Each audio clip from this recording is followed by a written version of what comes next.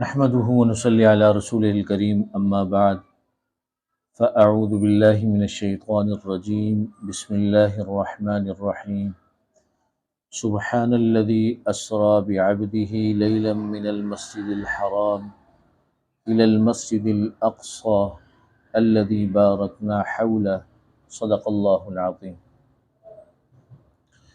سبحان الذي، پاک ذات ہے وہ، اسریٰ بعبدہ، جو اپنے بندے کو لے گیا، لیلاً، رات کے وقت، من المسجد الحرام، مسجد حرام سے، الی المسجد الاقصی، مسجد اقصی تک، بیت المقدس تک۔ یہ آیت کریمہ سورہ بنی اسرائیل کی پہلی آیت ہے۔ اس آیت کریمہ میں اللہ رب العزت نے واقعہ معراج کی ابتدا کو بیان فرمایا۔ واقعہ معراج کی ابتدا کو بیان فرمایا، اور اس سفر کا نام اسریٰ ہے۔ جو سفر مسجد حرام سے مسجد اقصی تک ہوا، اس سفر کو کہتے ہیں اسریٰ۔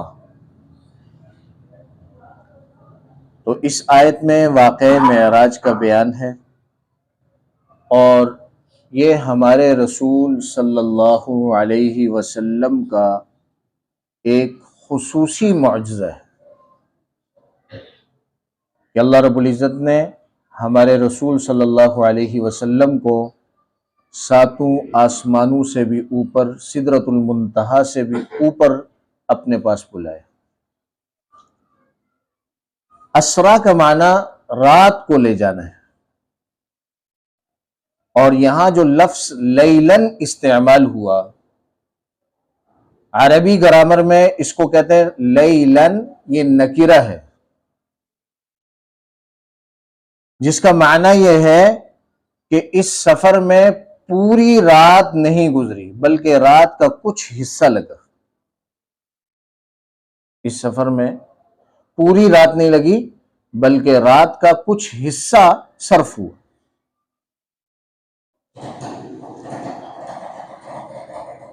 مسجد حرام سے مسجد اقصی تک یہ سفر اس آیت کریمہ یعنی نص قطعی سے ثابت، اور پھر بیت المقدس سے لے کر آسمانوں تک، بلکہ سدرۃ المنتہا سے بھی اوپر تک کا سفر اللہ تبارک و تعالی نے اس کو سورۃ النجم میں ذکر فرمایا۔ وَلَقَدْ رَآهُ نَزْلَةً أُخْرَى عِنْدَ سِدْرَةِ الْمُنْتَهَى، کہ نبی کریم صلی اللہ علیہ وسلم نے ایک مرتبہ تو جبریل امین کو مکہ مکرمہ میں اصلی حالت میں دیکھا،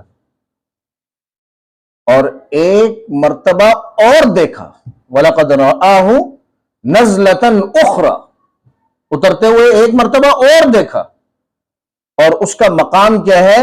عند سدرۃ المنتہا، سدرۃ المنتہا کے پاس۔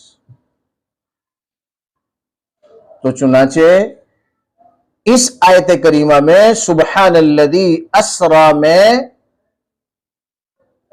واقع معراج کی ابتدا کو بیان کیا گیا، اور واقع معراج کی انتہا کو سورۃ النجم میں بیان فرمایا۔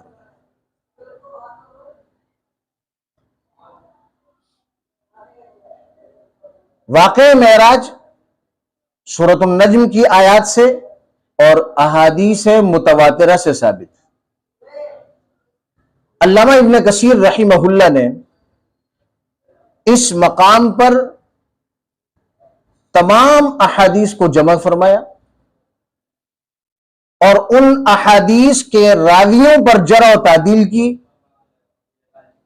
اور مکمل چھان بین کے بعد علامہ ابن کثیر رحمہ اللہ نے 25 صحابہ کرام کا ذکر فرمایا، ان کے نام لکھے کہ جنہوں نے واقع معراج کو نبی کریم صلی اللہ علیہ وسلم کی احادیث کو نقل کر کے بیان فرمایا۔ کتنے صحابہ کرام نے بولے؟ 25 صحابہ کرام۔ اہم ترین بات یہ ہے کہ یہ واقعہ معراج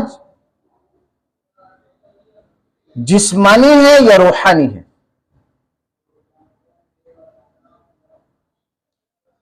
تمام اہل السنت والجماعت کے نزدیک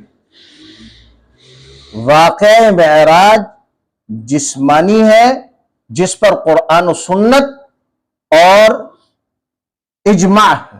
قرآن و سنت کے دلائل اور اجماع سے یہ بات ثابت ہے کہ یہ واقعہ جسم مع الروح کے ساتھ ہے، کہ آپ صلی اللہ علیہ وسلم کو آپ کے اپنے جسد اطہر کے ساتھ آسمانوں کی طرف اٹھائے گا، اور اس پر بے شمار دلائل موجود ہیں۔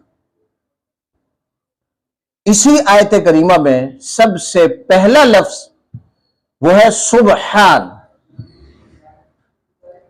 یہ لفظ تعجب کے لیے استعمال ہوتا ہے یا کسی عظیم الشان امر کو بیان کرنے کے لیے استعمال ہوتا ہے۔ سبحان، یہ لفظ اس بات پر دلالت کر رہا ہے کہ آپ صلی اللہ علیہ وسلم کی جو معراج ہوئی یہ جسمانی معراج تھی۔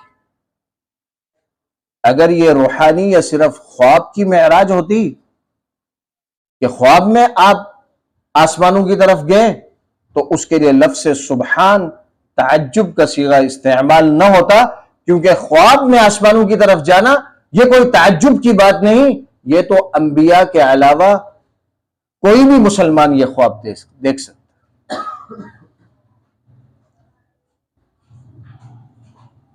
نمبر 2،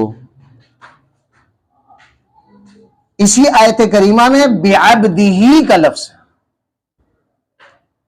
کہ اللہ رب العزت نے اپنے بندے کو عبد، اور یہ جو عبد کا لفظ ہے، یہ عبد کا لفظ عبد بندہ جسم مع الروح کا نام ہے، جسم مع الروح کا نام ہے۔ یہ صرف روح کا تذکرہ نہیں بلکہ عبد کہہ کے بتلا دیا کہ نبی کریم صلی اللہ علیہ وسلم کیا بھی آسمانوں پر جسمانی آپ کی یہ جسمانی معراج۔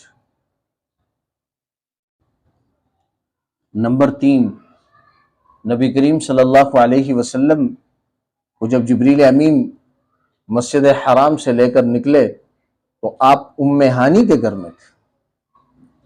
جب آپ واپس تشریف لائے تو آپ نے ام ہانی سے جب یہ ذکر کیا کہ اس طرح مجھے معراج ہوئی، تو ام ہانی نے کہا کہ آپ لوگوں کو مت بتلائیے گا وگرنہ لوگ اور زیادہ آپ کو جھٹلانے لگ جائیں۔ اگر یہ واقعہ محض خواب ہوتا تو ام ہانی کو یہ خدشہ ظاہر کرنے کی ضرورت نہیں تھی۔ یہ خدشہ تبھی ظاہر ہو رہا ہے کہ آپ اپنے جسم کے ساتھ اللہ کے پاس گئے۔ اس پر تعجب ہوا اور اس پر ام ہانی کو خدشہ لگا کہ کہیں سارے لوگ نبی کریم صلی اللہ علیہ وسلم کی مزید تکذیب نہ کرنے لگ جائیں۔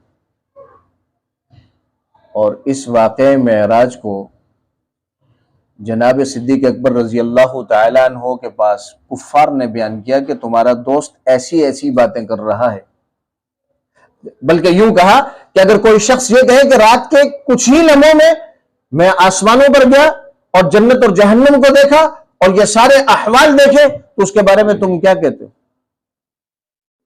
جناب صدیق اکبر رضی اللہ تعالی عنہ نے پوچھا کہ کون کہتا ہے؟ کہا جی تمہارے دوست محمد کہتے ہیں۔ اگر فرمایا کہ اگر محمد کہہ رہے ہیں تو سچ کہہ رہے ہیں۔ یہاں پر لفظ بعبدہ، یہ جو لفظ ہے یہ خاص اعزاز ہے نبی کریم صلی اللہ علیہ وسلم۔ یہاں 2 باتوں کی طرف خفیف اشارہ فرمایا اللہ رب العزت نے۔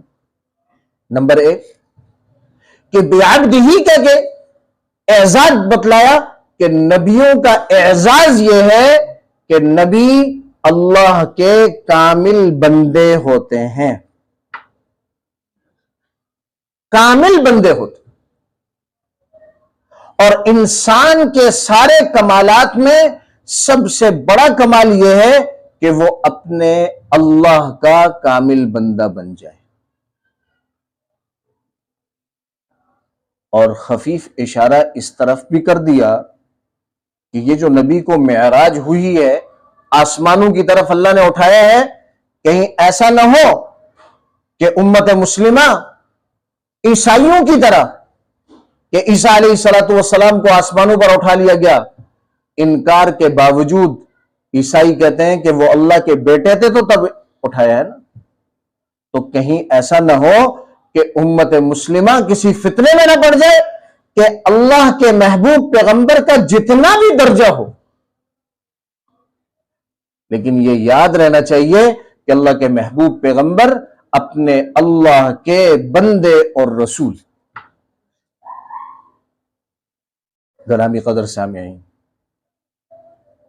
واقعہ معراج کے بہت سارے پہلو ہیں، لیکن اہم ترین پہلو یہ ہے کہ آپ صلی اللہ علیہ وسلم اس معراج کے واقعے سے جب واپس زمین پر تشریف لائے تو اپنے ساتھ کیا لے کر آئے، اپنے ساتھ لے کر کیا آئے؟ اور وہ کیا بھائی؟ 5 نمازیں لے کر آئے، جبکہ اولاً فرض کتنی ہوئی؟ 50۔ نبی کریم صلی اللہ علیہ وسلم نے موسیٰ علیہ السلام کے کہنے پر بار بار چکر کاٹتے رہے، کم کراتے رہے، یہاں تک کہ 5 ہو گئی۔ موسیٰ علیہ السلام نے کہا کہ آپ ایک دفعہ پھر تشریف لے جائیے۔ نبی کریم صلی اللہ علیہ وسلم نے فرمایا کہ اب مجھے شرم آتی ہے، میں اب دوبارہ نہیں جاؤں گا بلکہ یہ تحفہ لے کر جاؤں گا۔ اللہ رب العزت نے ارشاد فرمایا، میرے محبوب اپنی امت کو بتلا دو کہ آپ کی امت میں دوام کے ساتھ، استقامت کے ساتھ یہ 5 نمازیں جو پڑھے گا، میں اللہ اجر 50 نمازوں گا۔ چنانچہ واقعہ معراج کا مقصد، واقعہ معراج کا تحفہ وہ نماز ہے۔ اس امت مسلمہ کو یہ سمجھ لینا چاہیے، ہمارے نوجوانوں کو اور ہمارے بوڑھوں کو اور ہمارے جوانوں کو یہ سمجھ لینا چاہیے کہ اس واقعے سے جو سبق ہمیں مل رہا ہے کہ وہ نماز کا پابندی کے ساتھ ادا کرنا۔ اگر کوئی شخص نماز ادا نہیں کر رہا اور واقعہ معراج پر لمبی چوڑی تقریریں کر رہا ہے تو وہ تقریر بیکار ہے، وہ بیکار ہے۔ اگر وہ نماز نہیں پڑھ رہا تو اس واقعے کو 4 چاند لگا کر بھی اگر وہ بیان کر دے تو بیکار۔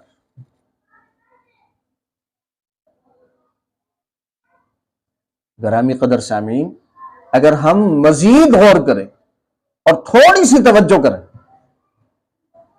کہ ہمارے محبوب پیغمبر کی معراج تو یہ ہوئی کہ اللہ رب العزت نے آسمانوں کی طرف اٹھایا اور اپنے پاس بلایا اور سارے حقائق احوال سے آگاہ کرایا، لیکن نبی کریم صلی اللہ علیہ وسلم کو جو تحفہ ملا، نماز کا تحفہ، تو نبی کریم صلی اللہ علیہ وسلم نے اپنی امت سے کیا ارشاد فرمایا کہ میری امت، میری معراج تو آسمانوں پر جا کر ہوئی ہے، لیکن میری امت کا ہر فرد اگر وہ یہ چاہتا ہے کہ وہ بھی معراج کو پالے تو اسے چاہیے کہ وہ نماز پڑھ لے، کہ مومن کی معراج نماز ہے۔ مومن کی معراج کیا ہے؟ کیوں؟ نماز معراج میں نبی کی اپنے رب سے ہم کلامی ہوئی، معراج میں نبی کی اپنے رب سے ہم کلامی ہوئی، اور نماز میں ہر بندے کی اپنے رب کے ساتھ ہم کلامی ہوتی ہے کہ بندہ کہتا ہے الحمدللہ رب العالمین، اللہ آسمانوں سے فرماتے ہیں حمیدنی عبدی، میرے بندے نے میری تعریف کی۔ الرحمن الرحیم کہتے ہیں تو اللہ کہتے ہیں کہ میرے بندے نے میری ثنا خوانی کی۔ مالک یوم الدین کہتا ہے تو اللہ آسمانوں سے صدا بلند کرتے ہیں مجدنی عبدی، میرے بندے نے میری بزرگی بیان۔ معراج کا مقصد وہ نماز ہے، اور جو نماز پابندی سے پڑھے گا تو اسے سمجھ لینا چاہیے کہ اللہ نے ہر مسلمان کی معراج، بلندی، کامیابی نماز میں رکھی۔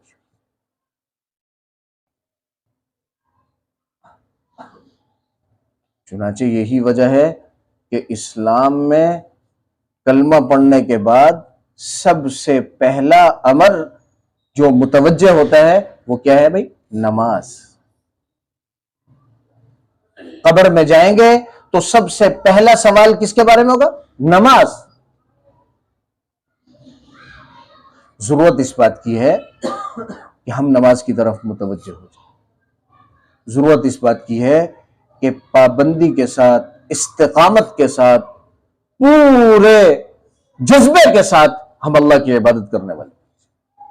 ایک ہے میرے بھائیوں، ایک نماز یہ ہے کہ بھائی نماز سر سے ٹالنے کے لیے پڑھ لے، لیکن ایک نماز یہ ہے کہ ان تعبد اللہ کأنک تراہ، کہ تو نماز ایسے پڑھ جیسے کہ تو اپنے اللہ کو براہ راست دیکھ رہا ہے، کیونکہ یہ تیری معراج ہے۔ اور دل میں اگر یہ کیفیت پیدا نہیں ہوتی تو کم از کم درجے میں دل میں یہ کیفیت پیدا کر لے کہ تیرا اللہ تجھے دیکھ رہا ہے، یہ تیری معراج ہے، اپنی معراج کو درست سمت پر رکھ اور نماز پوری توجہ کے ساتھ۔ اللہ تبارک و تعالی سے دعا ہے کہ اللہ رب العزت واقعہ معراج سے ہمیں سبق حاصل کرنے کی اور نماز پڑھنے کا ہمیں اللہ پابند بنا دے، اور اللہ رب العزت ہر حال میں، سردی ہو یا گرمی، بیماری ہو یا صحت، تواںگری ہو یا فقر، ہر حال میں اللہ ہمیں پانچوں وقت اہتمام کے ساتھ نماز پڑھنے کی توفیق عطا فرمائے۔ وآخر دعوانا ان الحمد للہ رب العالمین۔